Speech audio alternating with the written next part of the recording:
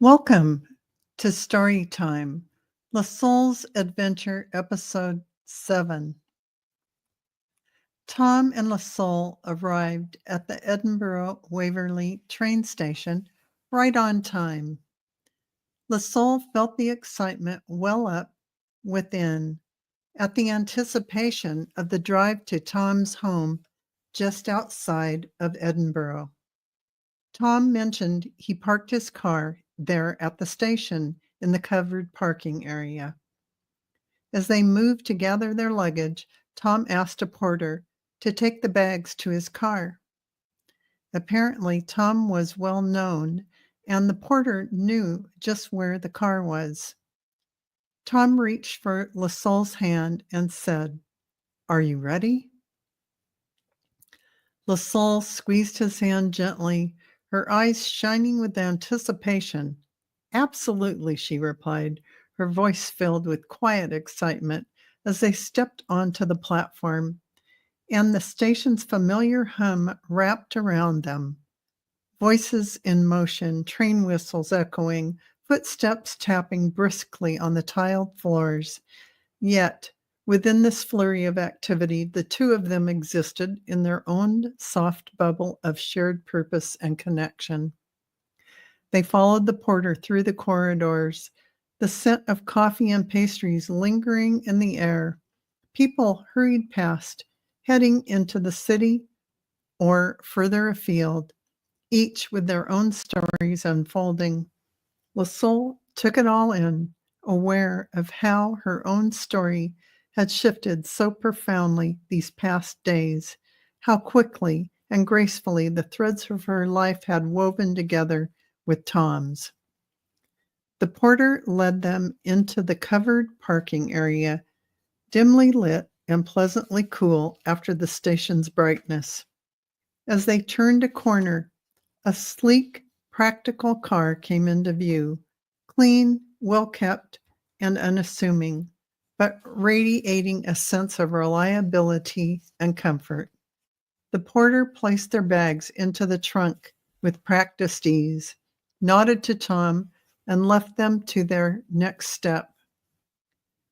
Tom opened the passenger door for Lesoul, his gaze attentive and reassuring. She smiled gratefully and slid into the seat, feeling a small thrill at the thought of what lay ahead. Soon they'd be gliding through the Scottish countryside, fields unfolding around them, each mile bringing them closer to a farmhouse and the life Tom had so lovingly described. He climbed in beside her, started the engine, and glanced over with that warm, steady look she'd come to know and cherish. They were off together into a world that promised quiet afternoons, starlit evenings, the soft lullaby of grazing sheep, and the gentle loyalty of four clever dogs. Lesoul felt her heart bloom with joy at this new adventure, hand in hand with a man who made every moment feel like coming home. Lesoul was mesmerized by the beauty of the Scottish countryside with its rugged and green landscape. She asked Tom how often he traveled for his business. Tom kept his hand steady on the wheel, guiding them along a winding road that meandered through the gentle hills and rolling pastures. The late afternoon light bathed the fields in soft gold and deep green, highlighting ancient stone fences and the occasional distant silhouette of grazing deer. He couldn't help smiling at her question. He loved her curiosity, the way she took genuine interest in his life. "Well," he began thoughtfully, "I'd say I don't travel terribly often. Most of my days are spent on the farm, managing the sheep, tending the land. That's my core, my true livelihood, and it's plenty enough to keep me busy. But as you know, I also have a small publishing endeavor on the side, metaphysical books and spiritual text." He paused to negotiate a gentle curve in the road, the car gliding smoothly along.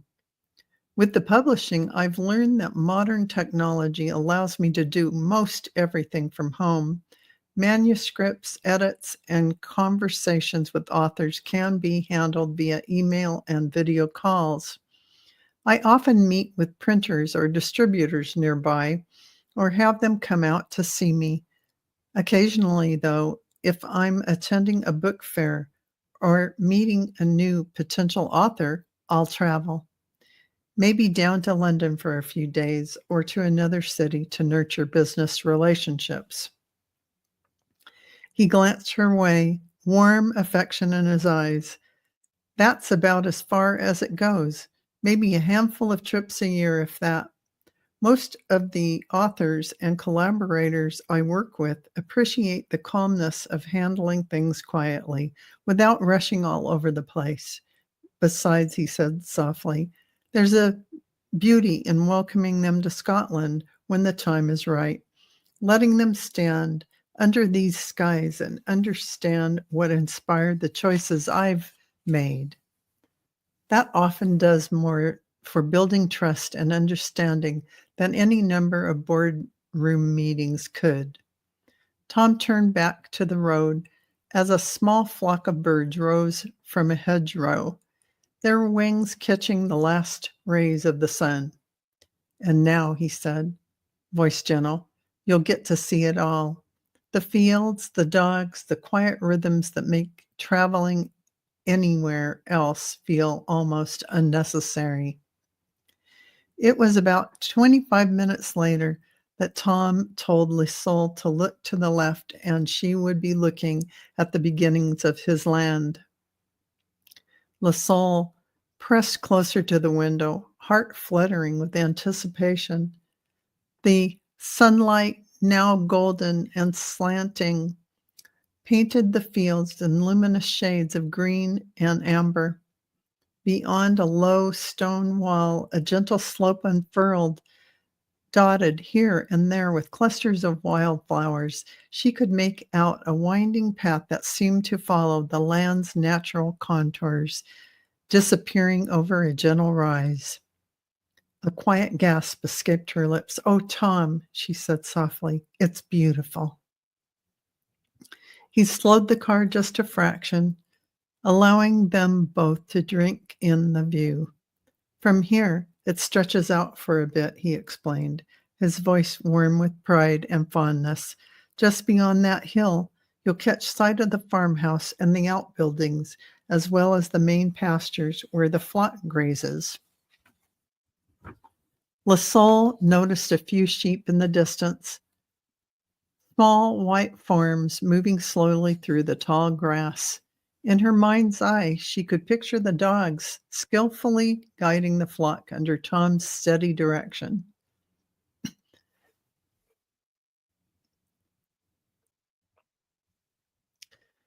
She imagined the morning's mist drifting low before the sun gently burned it away, and evenings with a sky awash in pink and orange hues. The car continued forward, tires crunching softly on the gravel as they approached a wooden gate. Everything felt so peaceful here. No rush, no noise, save for the quiet hum of the engine and the distant, muffled bleating of sheep. Lesoul leaned back in her seat, contented smile curving her lips. She already understood why Tom loved this place so deeply. It exuded a sense of timelessness and grace, as though it held stories of generations past, whispering them gently through the wind and into the hearts of those who truly listened. Tom glanced over at her expression, his heart lifted. Soon they would crest that rise and the farmhouse would come into view. He couldn't wait to see it reflected in her eyes, the place he called home, now ready to welcome them both into the next chapter of their unfolding story. Oh my, Lesoul exclaimed. The farmhouse is magnificent, as she gaped open-mouthed at a sprawling two-story home of local stone builders and a wraparound porch boulders, rather, home of local stone boulders and a wraparound porch that made for sipping coffee in the mornings and evenings. Tom couldn't help but smile at Lesoul's awestruck reaction. He'd seen that expression before. First-time visitors often found themselves momentarily speechless at the sight of the old farmhouse. It had stood here for generations, built from stones pulled from the surrounding fields, each piece of rock holding silent testimony to the land's enduring presence. He eased the car to a stop just beyond the main drive, allowing her to soak in the view. The porch, wide and welcoming, wrapping around the entire front and sides of the house, a few wicker chairs and a rustic wooden bench promised perfect spots to watch the sunrise with a warm cup in her hand or settle in to admire the sunset's last embers.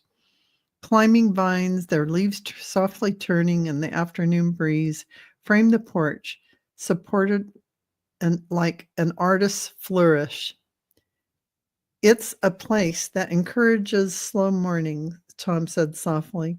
Turning off the engine and quiet evenings, you can sit out there, listen to the sheep, settling in for the night, breathe in the scent of the fields, and watch the stars wheel overhead. On rainy days, it's cozy inside, fire crackling, the smell of fresh bread, maybe a pot of tea. He glanced at Lesoul, seeing the delight sparkle in her eyes, and his heart brimmed with quiet pride and warmth. A gentle, dark bark drifted from somewhere behind the house, and Tom chuckled. I think the dogs know we've arrived. They'll be around to greet us soon enough. He reached over and gently brushed a strand of hair from Lesoul's face. Come on, he said softly. Let's step into our new chapter. I want to show you everything. With that, they opened the doors and climbed out. The soft crunch of gravel underfoot and the fresh, clean air enveloping them in welcome. It was as if the farmhouse, the land, and all the stories held here were extending an invitation. Rest, explore, and be at home. Within just a few moments, the dogs bounded up to them with unbridled enthusiasm. They knew not to jump up on guests. However, they could not contain themselves, as if Lesoul was already family. They greeted her with licks and kisses to her face. This hit Tom squarely in his heart. He wanted Lesoul at such a deep level, as if suddenly just finding that out. Lesoul let out a joyous laugh as the dogs, Sunny, Rosie, Emma, and Clark, milled about her legs, their tails wagging so hard they could have powered a windmill. She knelt down, letting them sniff her hands, nuzzle around her neck, and lick her face with happy abandon. Their energy was pure delight, an instant, unconditional welcome into their world. It was as if the moment they scented the gentle warmth of her spirit, they recognized her as one of their own. Tom stood a few steps behind, observing this scene with eyes that shimmered with emotion. The dog's reaction spoke volumes. They were good judges of character, rarely so unabashed with newcomers. But there they were, treating Lesoul as if she already belonged. Something in Tom's chest tightened and then expanded, as if his heart were making more room for her, for all that this connection promised. In that instant, his desire to share not just the land, but his life, his vision, and his future with Lesoul crystallized into a quiet certainty. He approached and gently stroked Emma's back. The dog cast him a happy glance, as though saying, "See, we told you she was special." Lesoul looked up at him, cheeks flushed, eyes shining with laughter, and for a moment the world went still. The farmhouse stood, as a strong, silent witness. The fields whispered softly, and the old stones glowed in the fading light. Here were the two of them, souls who had traversed countless steps, literal and metaphorical, to arrive at this place at this time. Tom extended his hand, and Lesoul rose to her feet, her cheeks still pink with delight. Without a word, he wrapped an arm around her shoulders, guiding her gently toward the porch steps. The dogs settled at their heels, watchful and content. It was as if the house, the land, the animals, all conspiring to say, "This is right. This is home." And Tom knew deep within his very being that he wanted nothing more than to weave their lives together, one sunrise and one starry night at a time. As the dogs finished greeting her with a warm welcome, Lesoul's heart was full, and she had the strong sense that she had been here on this land before, just in another lifetime. It was like coming home. She raised her misty eyes up to smile at Tom, feeling completely relaxed and comfortable. She felt she was right where she was meant to be, with the man she was completely captivated by. Tom felt that smile as surely as if it were a gentle hand touching his heart. He recognized something in her gaze, a quiet knowing, a peace that said she belonged here. It mirrored his own feelings, that deep sense of alignment he dared hope for, but never quite expected to find. Reaching for her hand, he guided her slowly up to the porch, each footstep measured and meaningful, as if sealing a sacred promise between them and the land itself. The porch boards creaked softly under their weight, the scent of the fields drifting up as a subtle perfume. The farmhouse door stood open, warm light spilling out as if eager to welcome them inside. The dogs settled around them with satisfied sighs, their work done for the moment. They would be here tomorrow and every day after to accompany Lesoul and Tom in their shared rhythms. "I can't tell you what it means to me having you here," Tom said quietly, his voice low with emotion. He searched her face, marveling at the way she glowed with a gentle radiance, as if the energy of the land was flowing through her veins. "And I know it's soon, and so much has changed so fast, but I'm grateful." He paused, breath catching in his throat. "Grateful you followed your heart here. Grateful you're choosing to stay." Lesoul squeezed his hand, understanding that some truths didn't need to be spoken out loud. She saw it in his eyes and felt it in the firm yet tender way he held her. This was destiny in motion, a tapestry weaving itself from threads of memory, longing, and divine timing. She looked over at the rolling hills and the fading light, the farmhouse's sturdy walls, and the loyal dogs at their feet. Everything felt familiar, yet thrillingly new. "I'm grateful too," she said, voice hushed with feeling, "for the steps that brought us together, for the magic unfolding between us." The words were simple, but the feeling behind them was immense. An entire world contained in a handful of syllables. They stood here a moment longer, two souls who had traveled far through lifetimes, perhaps, to find one another at last.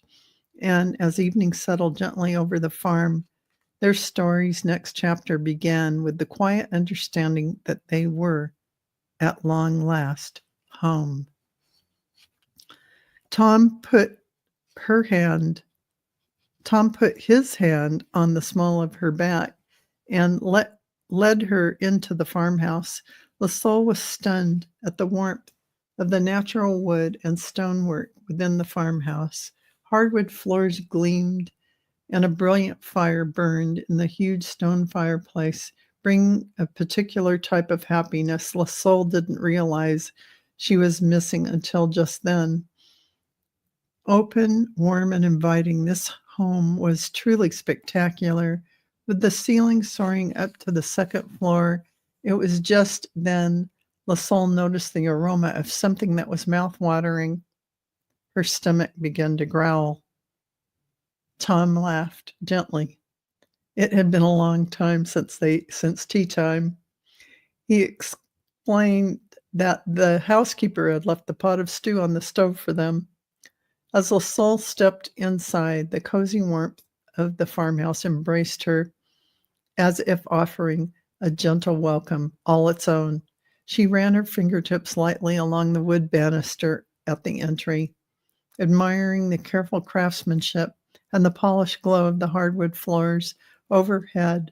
Beams of old timber crisscrossed beneath the soaring ceiling, each piece telling a silent story of the land's forests and the hands that once cut and shaped it. The fireplace drew her like a beacon. Stonework, hewn and fitted with care, rose up from the hearth, an ancient sentinel holding a cheerful blaze that crackled softly. It cast dancing shadows across the floors and walls, illuminating a space filled with the understated elegance of time-worn pieces, sturdy, oversized armchair here, a comfortable sofa piled with soft blankets there. Everything was arranged with quiet intention, offering comfort, safety, and belonging. As Lesoul's senses drifted and settled into this new refuge, her nose caught a savory scent from the adjoining kitchen. It was rich and hearty, a promise of nourishment after a long day of travel. Her stomach responded, rumbling just loud enough to be heard. She glanced shyly at Tom, who chuckled, delighted at her honest reaction. I did warn you we'd be having proper food waiting for us, he gently teased, leading her toward the kitchen. Morag, my housekeeper, is a marvel. She keeps things running smoothly when I'm away, and I asked her to prepare something for our arrival. They stepped through a wide doorway into the kitchen that felt simultaneously grand and homey. A large wooden table, thick butcher block countertops, cast iron pots hanging from a rack above the island. The aroma of the stew, meaty, seasoned, herbs, and perhaps a hint of root vegetables, was intoxicating. Tom moved to lift the lid of the simmering pot, releasing a fragrant cloud of steam.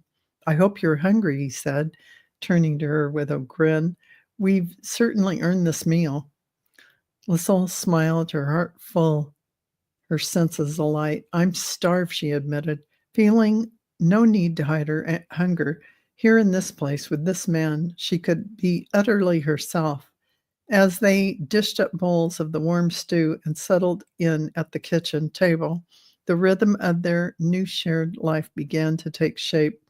A melody of laughter, comfort, and the soft promise whispered in the glow of a humble hearth. The savory stew had carrots, potatoes, and other vegetables, and was delicious with thickly buttered bread, and it was very filling. Tom offered Lesoul a lovely glass of Pinot Noir, which paired perfectly. Tom could see Lesoul was a bit tired after the wine and meal, so he showed her to her room. He would show her the rest of the house tomorrow, and they together would go out and explore the land. Lesoul followed Tom down a quiet hallway lit by a soft lamplight, her belly warm and full, her heart lighter than it had been in ages. The gentle creaks of the old floorboards beneath their feet added a pleasant rhythm to the stillness.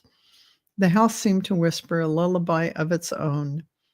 The quiet hush of the fields outside, the subtle scent of the wood smoke lingering in the air, and the far-off sights of the sheep dogs settled somewhere close by. Tom stopped before a door painted with soft, creamy hue. Pushing it open, he revealed a charming, cozy guest room. It was furnished simply and thoughtfully. A comfortable bed dressed with crisp linens and a thick woolen throw at the foot. A small armchair by the window, a bedside table topped with a lamp whose light glowed warmly over the honey-colored floorboards. The window looked out over a portion of the land, visible even in the moonlight, gentle slopes and silhouettes of trees swaying slightly, as if nodding to welcome her home.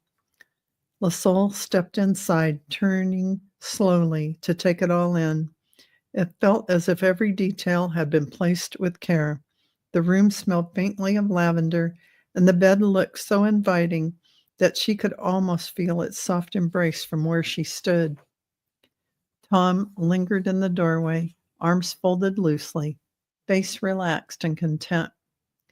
"Get some rest," he said quietly, his voice low and reassuring.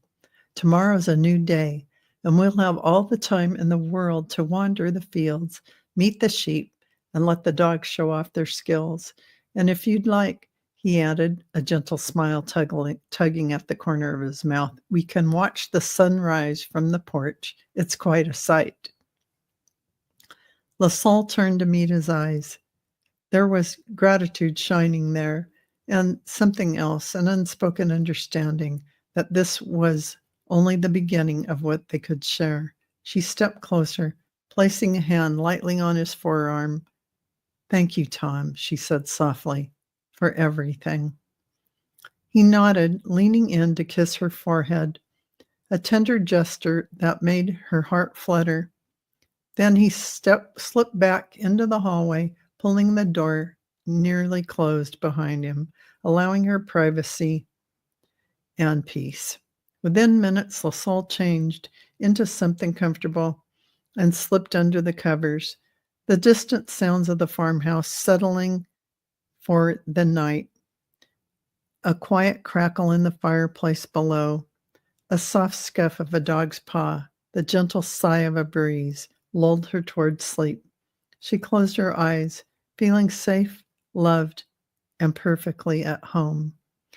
Tomorrow would bring sunlight on rolling hills, laughter on the porch, and soft, woolly faces turning curiously toward her. But for now, there was only rest, deep and sweet, in a place where she truly belonged. This is the end of Lesoul's Adventure Episode 7. I hope you enjoyed it, and I hope you are asleep already. And if you're not, please like and subscribe and leave a comment if you would, and let me know if how you enjoyed the story and if you'd like something else to be added to the story as we progress in the adventure of Lesoul. Thank you for listening. Nighty night.